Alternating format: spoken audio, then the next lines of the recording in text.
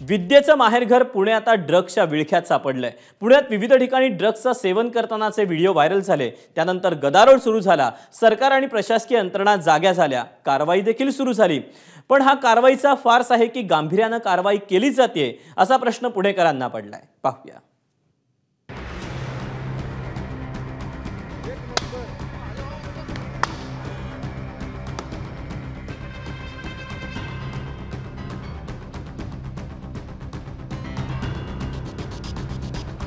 ड्रग्सचा video viral होईपर्यंत झोपी गेलेली किंवा झोपेचं सोंग घेणारी यंत्रणा जागी झाली।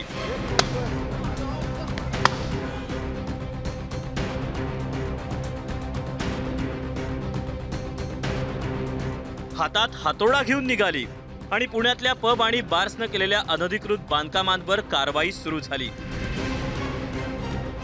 पहिला हातोडा पडला तो भाजपा आमदार सिद्धार्थ शिरोळेंच्या चुलत भावाच्या कल्चर पबवर। पुणे महानगरपालिका आता ॲक्टिव्ह मोडवर आलेली आहे आणि फर्ग्युसन रस्त्यावर असलेले जे हॉटेल्स आहेत, पब्स आहेत, त्याच्यावर अशा पद्धतीने या ठिकाणी कारवाईला सुरुवात झाली आहे। जर आपण बघितलं तर हे कल्चर हॉटेल जे आहे, बार आहे, या ठिकाणी ही कारवाई केली जाते। अतिक्रमणची ही सगळी कारवाई आहे। या ठिकाणी महानगरपालिकेचे कर्मचारी, पोलीस हे सगळे पोहोचलेले आहेत आणि अशा पद्धतीने जे भिंत इथं रस्त्यावर बांधण्यात आलेली आहे, अतिक्रमण आहे, त्याशा पद्धतीने ही कारवाई केली जाते। हातोडा मारून ही भिंत संपूर्ण पाडली जाते। इथं मोठ्या संख्येने कर्मचारी पोहोचलेले आहेत कारवाई करण्यासाठी। आपण बघू शकतो हे कल्चर अगदी जे L3 हॉटेल आहे त्याच्यापासून अगदी 50 मीटरच्या अंतरावर आहे। इथं बाहेर हे जे आपण सगळं बघतोय हे सगळं अतिक्रमण होतं आणि त्यामुळे हे सगळं इथं पाडलं जातंय। खरं तर मुख्यमंत्र्यांनी काल हे आदेश दिले होते, जिथे जिथे अतिक्रमण असेल किंबहुना असे पब्स असतील जिथे इल्लीगल कन्स्ट्रक्शन असेल, चुकीचं असेल, तिथं कारवाई करा। आणि हा कारवाईचा हातोडा इथं आपण बघतोय महानगरपालिकेचे जे अतिक्रमण विभाग आहे त्याच्याकडून अशा पद्धतीने कारवाई केली जाते। कल्चरवर हातोडा मारल्यानंतर पुणे महापालिका, पोलीस आणि इतर यंत्रणांचा मोर्चा वळला तो लिक्विड लेजर लाउंजकडे। पुण्यातल्या याच पबमध्ये ड्रग्ज घेतानाचा व्हिडिओ व्हायरल झाल्यानंतर एकच गदारोळ झाला। जर ही इमारत आपण बघितली तर समोर जर आपण बघत असाल तर वरच्या मजल्यावर ज्या ठिकाणी लोक राहतात तिथे खिडकी आहे, मात्र खाली ज्या ठिकाणी हे L3 लाउंज आहे तिथली खिडकी बंद करण्यात आलेली आहे। अशा पद्धतीने विटांचं काम या ठिकाणी करण्यात आलेलं आहे। अर्थातच याला कुठलीही परवानगी नाही, म्हणूनच महानगरपालिकेच्या अतिक्रमण विभागाचे अधिकारी या ठिकाणी कारवाईसाठी पोहोचलेले आहेत। आता ते आतमध्ये या लाउंजमध्ये गेलेले आहेत। त्या ठिकाणी आतमध्ये काही तोडफोड देखील केली जाते। जे इल्लीगल आहे, जे अनधिकृत आहेत, ते सगळं बांधकाम या ठिकाणी पाडलं जाणार आहे। अर्थात काल राज्याचे मुख्यमंत्री एकनाथ शिंदे यांनी ताकीद दिली होती, जे काही इल्लीगल असेल त्याच्यावर कारवाई करा।